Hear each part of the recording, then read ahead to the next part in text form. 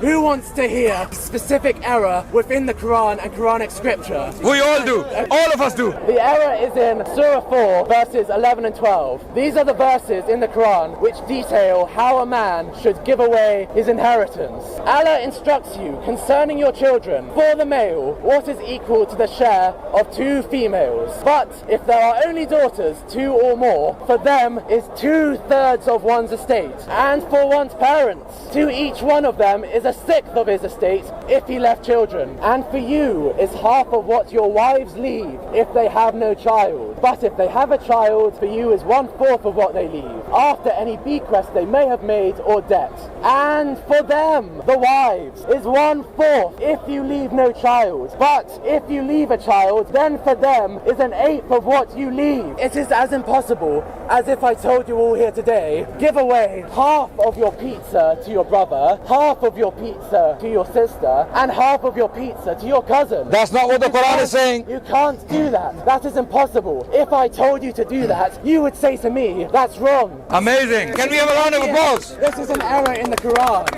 And so, Our man here has found an error in the Quran, which for the last 14 centuries, even the biggest Orientalists, biggest critics of Islam couldn't find. Can you imagine? He doesn't even understand what the verses are saying. The verses are describing different categories, different situations, people with different number of children and wives. Now that you have understood the Quran better than I have and all the Muslims here, let me ask you a question. According to your understanding of the Quran, as you seem to be a mathematician par excellence, can you now explain to us, if a man has 2 sons, 5 daughters and 3 wives, according to these verses, how would you distribute the estate? Can you now do the mathematics, because you seem to be a mathematician who understands the Quran better than all the critics of Islam? Explain, please. the question Adnan has just asked is not relevant. Why? It's a non-sequitur.